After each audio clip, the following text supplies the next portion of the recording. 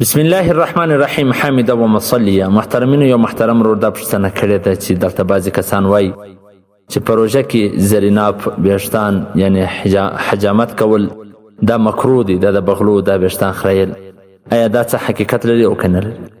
محترمینو، د زریناب د حجامت د ویښتان سره چې کومې خبرې متعلق دي هغه خبرې ټولې تاسو واورئ.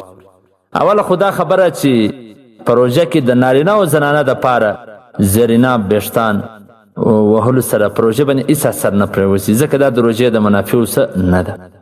که د سر ویښتان وي، که زریناب ویښتان وي، که د بغلو ویښتان وي، دا روژې ته څه اثر او نقصان نه رسي. علامه مفتي انعام الحق قاسمي صاحب په خپل کتاب د روژې د مسایلو انسایکلوپیډیا صفحه نمبر 114 زریناب ویښتان چې کوم دي محترمینو، هغه فتاوای حقانیه دا لیکلي دي چې کوم د ذکره څخه لوړ دغه مثانې سر چې دی دلته چې دا کومه لیکلې ده دا بارډر سرحد دی د نسو د دالان ځای، دغه ځای څخه حدود شروع کیږي، بیا د هر سیډ یو سیډ بل سیډ دونې لوړ داسې د دوبرې پرې چې هغه مقعد دوبره چې کومه ده هغه هم د خپل وس مطابق خریلې، یعنی هغه هم بهتره ده. علامه لودیانوي شهید رحمه الله په خپله فتاوا کې لیکلي دي، مخکې موږ په دې تفصیلي بحث کړی.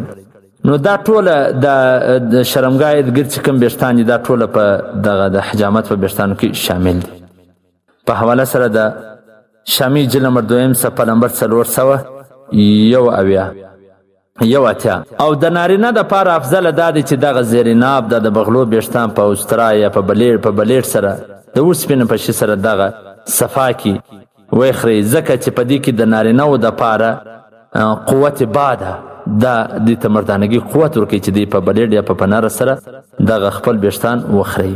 کلیات نفیسی صفحه نمبر 418 او د زنانو دپاره دا چې هغه کریم استعمال کړي، هغه کم کریم چې راځي یا بالي صفا ورته وایي هغه استعمال کړي، د دې دپاره په هغه باندې مستحب دي. البته که نارینه هم کریم استعمال کړي او زنانه بلیډ استعمال کړي په نر، نو هم په دې کې څه مشکل نشته، خو افضل او مستحب طریقه دا ده چې نارینه بلیډ او ستره استعمال کړي او زنانه کریم او بالي صفا دغه شی استعمال کړي.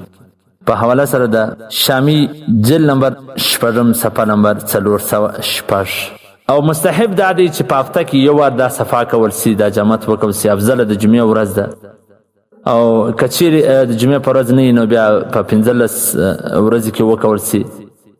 د 40 ورځو پرې صفایي نه کول مکروه تحریمي دی او دا سړی ګناهګار دی او لمونځ هم مکروه دی. په حواله سره د شامی جلد نمبر 6 صفحه نمبر 406 والسلام.